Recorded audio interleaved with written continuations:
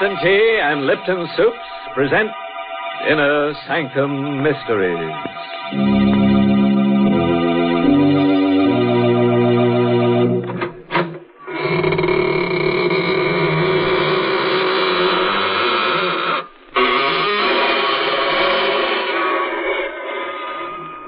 Good evening, friends of the Inner Sanctum. All waiting to go through the squeaking door. What a long line. But everybody's here tonight. The line reaches right to the edge of the grave. Been waiting long. What? 7 days and 7 nights? Dear, you should have knocked. I can always slip the latch string out and you could hang around properly. Why, Mr. Host, people don't need a latch string to do that. Didn't you know that all our listeners hang on your every word? Oh, yes, Mary. There's no better place than Inner Sanctum for people to get the news. Or the news. As a matter of fact, we have some good news for our listeners right now. Folks, there's a new delight waiting for you when you try Lipton tea. Many of you may have been drinking tea for years, but until you taste Lipton, you just don't know the full pleasure of tea at its delicious best. Lipton, you see, has brisk flavor. In fact, brisk is the very word that tea experts themselves use to describe Lipton's spirited, full-bodied flavor. Unlike ordinary dull-tasting teas, Lipton's is never flat, but always hearty and satisfying. Lipton tea gives you more contentment in every cup. So do try it soon. It's tea at its tastiest. Lipton tea, with that grand, brisk flavor.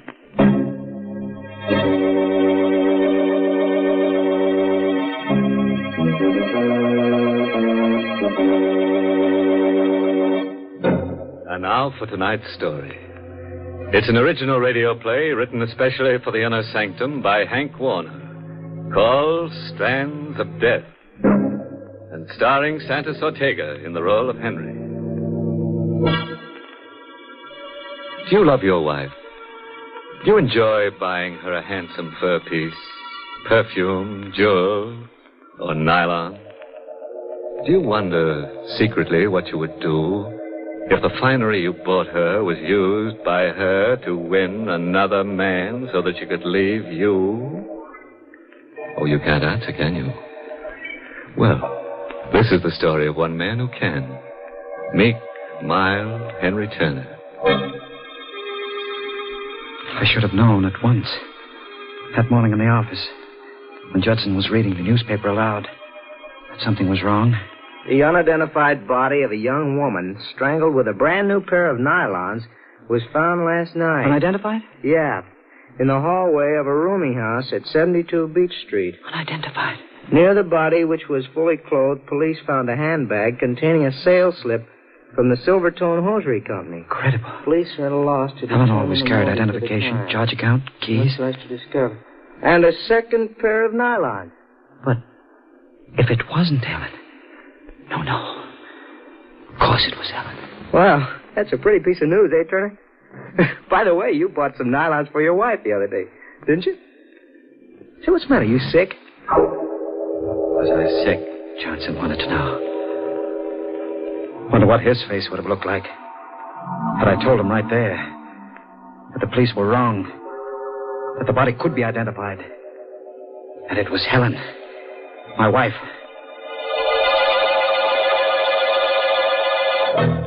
I went to the police.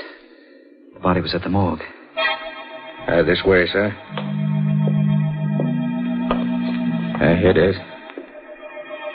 Steady. No. It's not Mrs. Turner. It's not Helen. I know how you feel. The shock of relief. But it wasn't relief. I walked from the morgue to our apartment. My brain was pounding with a question I hated to face. If it isn't your wife, who is it? If you didn't kill your wife, who did you kill? I didn't know.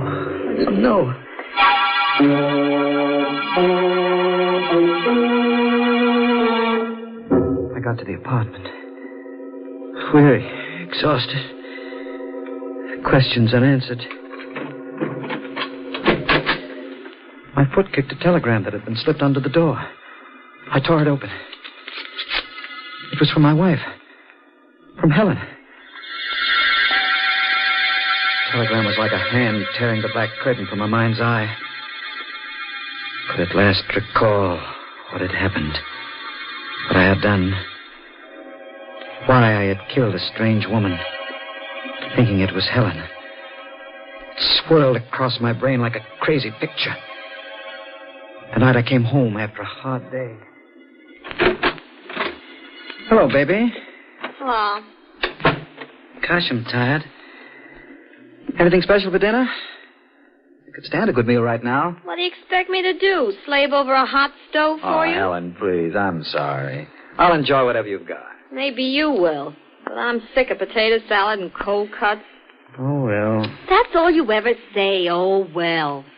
Look, darling, I'm tired. Let's not argue. Please. After all, things could be worse. You get your permanents, new dresses all the time, shoes, hats. Why, you're the best-dressed woman in the crowd. I suppose you'd like me to wear rags. Ah, that's where you're wrong, baby. You're a good looker, and you need pretty clothes. And you can have all my money can buy. Happy? Let's have a kiss, huh? Oh, I guess you're good to me, Henry. Let's eat. What I was really upset about, I suppose, is that I haven't got a single pair of nylons to wear with a new dress I got today.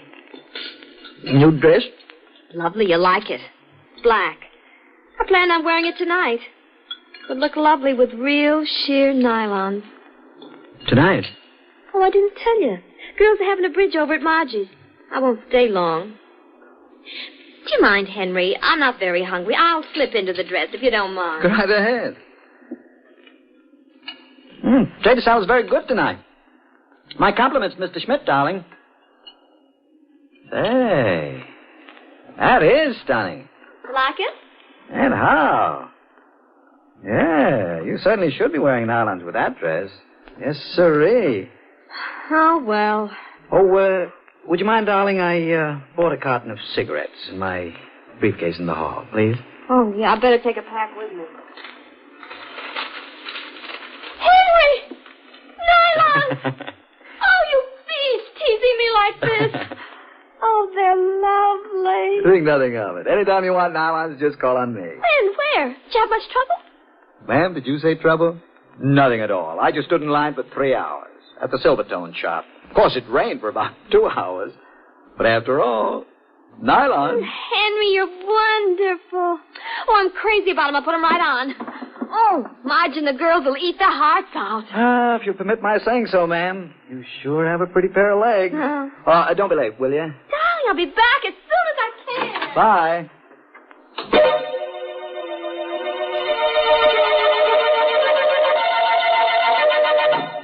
I sat around listening to the radio and reading the paper, waiting for Helen to come back.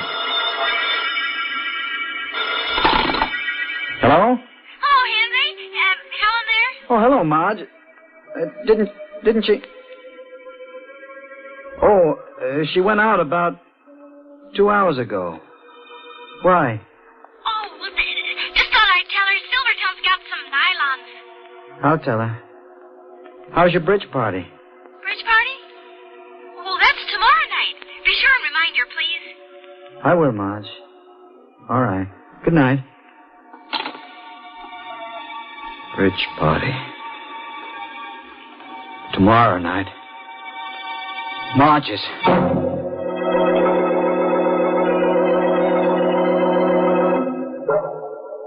I tried to sleep. I couldn't. I rolled around from side to side, thinking, wondering. It was no use. I got out of bed. I paced the floor. I didn't dare call Dottie's. Oh. Oh, darling. Helen, where are you? Lake Placid. Surprise. Billy chartered a plane, just like that. Took Dottie and her husband and me. When do you expect to get home? Oh, in a couple of days. Billy wants to take in some skiing. Oh?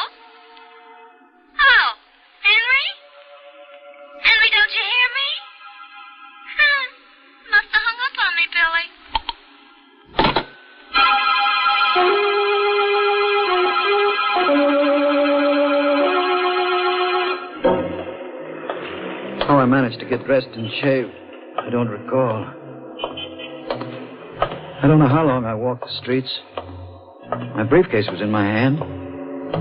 Must have plodded from one account to another because my sales book shows that I took orders for some of my firm's new carpeting that day.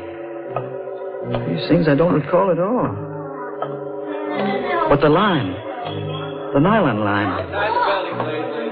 Strange that I shouldn't remember getting on it. All I know is that suddenly I found myself part of it. How long I'd been on line, I don't recall. I told myself I had no business being on this line. I should have been out getting orders. But I felt chained to the line, waiting for the store to open. Finally, the line started moving. I asked for the same size and shade I bought for Helen. Then I saw her, leaving the store. I walked after her. Helen! Yes. Oh, I thought you were... Helen? Yes, I hope you'll excuse me. Did you get some nylon? Yes. Sometimes I wonder whether it's worth the trouble just for one pair. So exhausting. I could stand a cocktail. Why are you looking at me like that? Where shall we have it, Helen? There you go again, Helen. You sure have Helen on your mind. Call me Louise.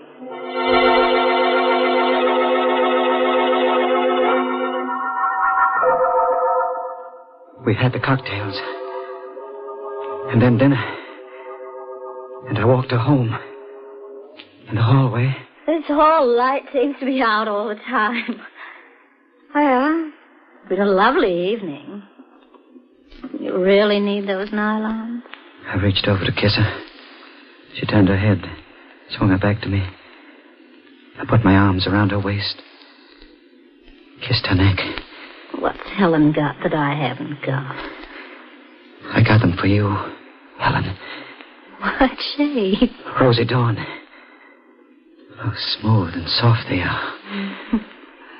They look lovely against your pretty white skin. Tickling my neck. What are you... Look lovely around your pretty white throat. I got them for you, Helen. Just for you. Goodbye, Helen.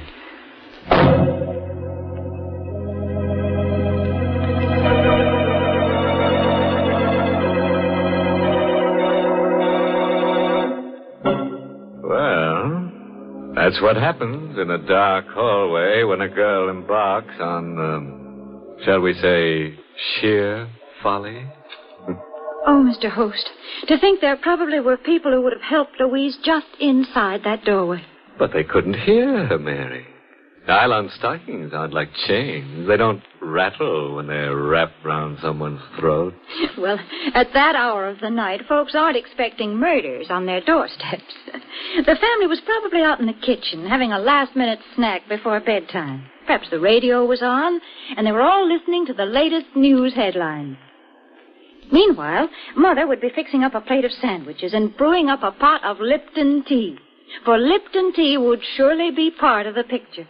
Served with a late evening snack, it gives a happy ending to the day.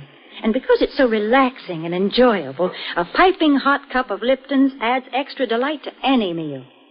Why waste time just thinking about it? Why not get a package of Lipton tea tomorrow and treat yourself to its mellow, full-bodied flavor?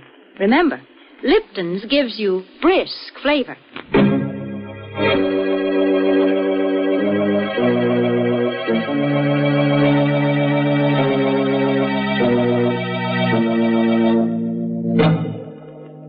Wonder whether Henry's realized his sheer recklessness. Pretty thin, isn't it? Poor fellow has just strangled Louise. A nylon collie baby, if ever there was one. Under the impression he was killing his wife, Helen. Let's see what else he has to say about the telegram he just got from his dear, dear wife. The telegram I held in my shaking hands convinced me of the horrible truth. It wasn't Helen I had murdered. The telegram was dated the very night on which I had strangled the unidentified woman. Please don't be too angry with me. It is for the best. I've decided to marry Billy as soon as we can get divorced. I'll be home in a couple of days to pick up my clothes. Please don't be too unhappy. Please don't be too unhappy. I wasn't. I was beyond that. I would never be unhappy again. Or happy. I felt only one desire. Kill Helen.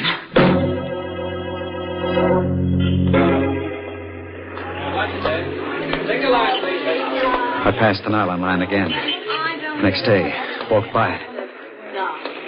I was drawn back to it. I joined the line.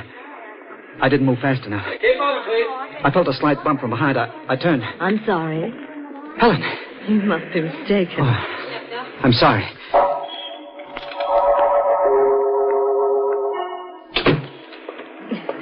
We got in just in time. They're closing. Sold out. Wish my husband would stand in line. Oh, dear, it's starting to rain. Can I drop you off? My car's around the corner.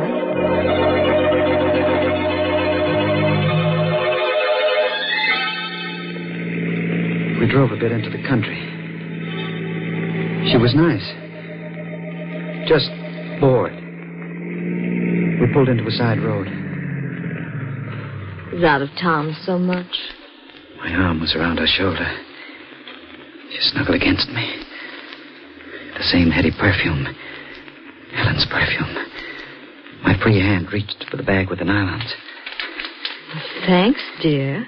They hung around her like a necklace. I pulled both ends and twisted.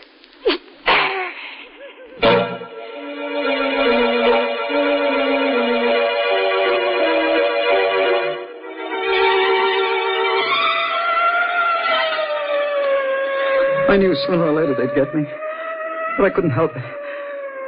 All I knew was that I had to kill Helen. I knew I would have to kill anyone who reminded me of Helen. Until Helen herself was home. Yes, Commissioner, we've got all the men out. Yes, I'm assigning Keating to it. I'll keep you informed. Goodbye. Keating. Yes, Inspector? Come in, please. Commissioner, on you again? We've got to do something and do it fast. City's going crazy. It's only an idea, but it may work. You know the details. Both women wore the same size stockings, same shade. Both used the same perfume, same size clothes. Both pretty, same color hair. Eyes, yours. Want me to dye my hair? Right. Now, those nylons, both pairs and the extra pairs found on the women came from the Silvertone shop on Madison Avenue. What about a fur coat? Take your pick of the two with the property clerk. He may lay low for a while, with a panic on. Yeah, we'll have to take our chances on that. But if this is the work of a madman, and it looks like it, he'll try it again. Now, drop everything. We'll arrange to have you hang around the counter. The shade is Rosy Dawn, size 9.5, 51 gauge. Well, there'd be more than one man asking for that. It's the vogue right now, you know. Yeah, we'll have to take our chances.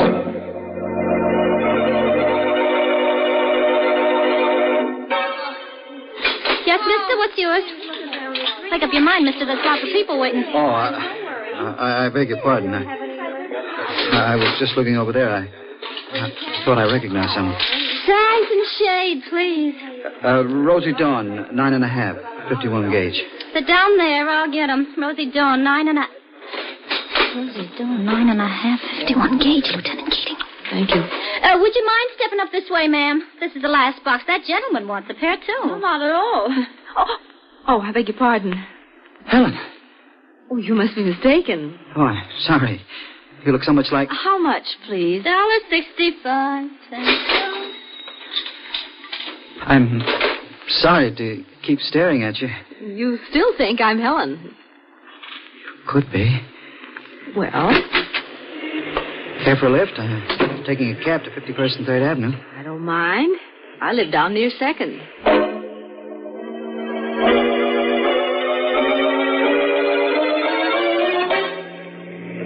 Stop, driver. I thought you said... Never mind. What are you looking at? That cab in front of the house. Woman getting out. My wife, Helen. Must be coming for her clothes with those bags. Hey, what, cabby? Keep the change. I'll just sit here until she goes in. So, hubby wanted to play while wifey was away. What's that? Oh, I'm sorry. I need these nylons now for my wife. Oh, driver, take the lady down to 2nd Avenue. Then come back to me in about 15 minutes. What's the address, lady? I'll be getting out here, too, as soon as he goes into the building.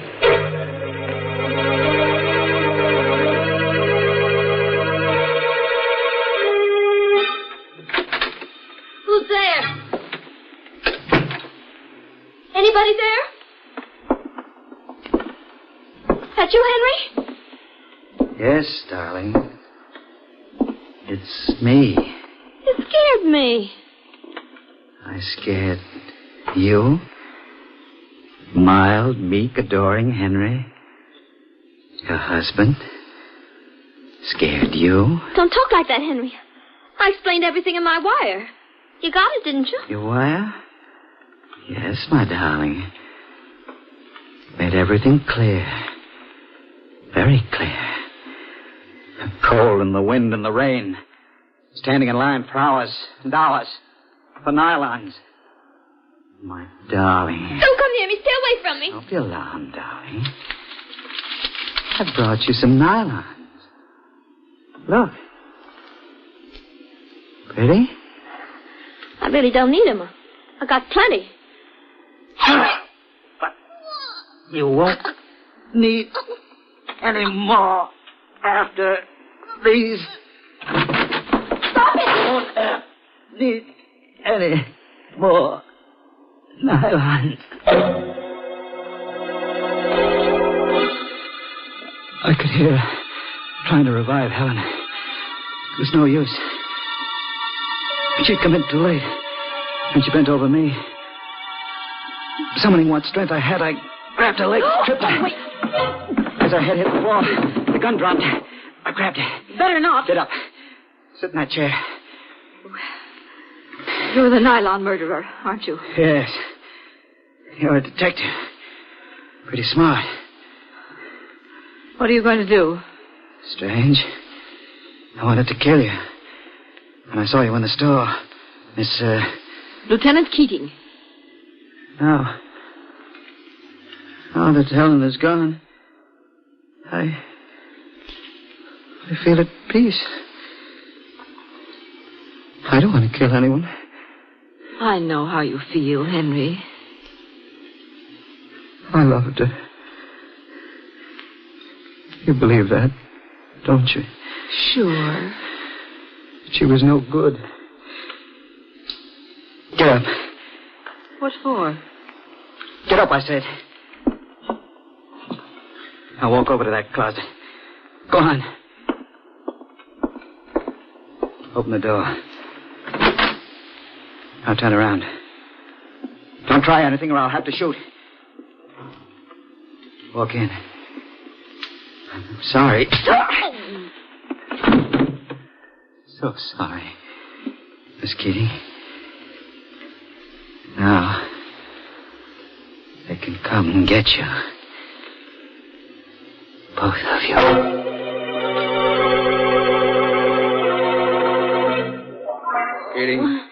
Keating, you all right? Nasty bump, Inspector. Did he get away? He was bleeding pretty badly. Now the blood leads into the bedroom. What? That crazy fool. He's hanged himself. With nylons. Crazy? I wonder. Cut him down, Brady. Well, too late, Inspector. There's a note on the floor. Let's see it. Miss Keating will understand. Do you, Lieutenant? Yes, Inspector.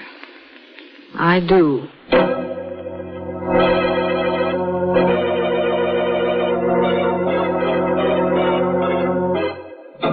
Now, wasn't that a wasteful cop? Imagine cutting poor Henry down. Ruined a perfectly good pair of nylons. You should have untied the knot. Well, one way or another, it goes to prove that when you've got a case of nylons, you've got your hands full. As for poor Henry, one way or another, he faces a long stretch. Well, there's one good thing about it, Mr. Host. With Henry dead, ladies can stand in nylon lines once again without being afraid. Yes, Mary, tomorrow is another and a happier day for the ladies. Oh, but it needn't be just for the ladies, Mr. Host. Tomorrow can be a red-letter day for their families, too. That is, if they remember to put Lipton tea on tomorrow's grocery order tonight. How about that, friend? Jot it down right now so you'll surely remember. It'll be doing yourself and your family a good turn, because you'll all love grand Lipton tea. Everybody does. Because Lipton's has such delightful, brisk flavor. Because it's so satisfying and zestful. Don't let another day go by without trying it, will you? Tomorrow, be sure it's Lipton tea you ask for and Lipton's you get. Because Lipton tea has that wonderful, brisk flavor.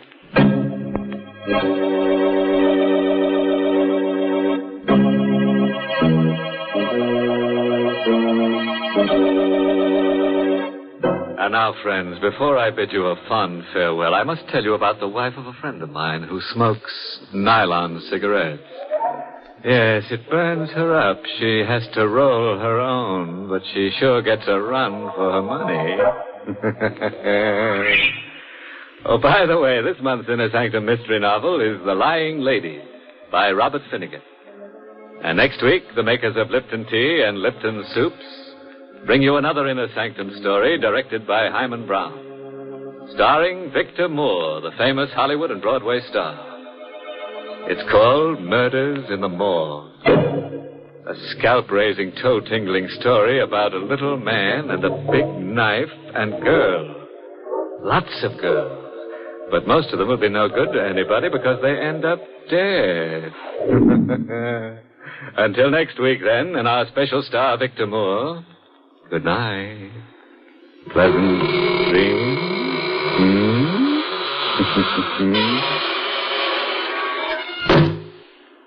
For tomorrow's lunch, let's see now. Why not serve creamed salmon with peas? And lead off with a soup that's super. Wonderful Lipton's noodle soup.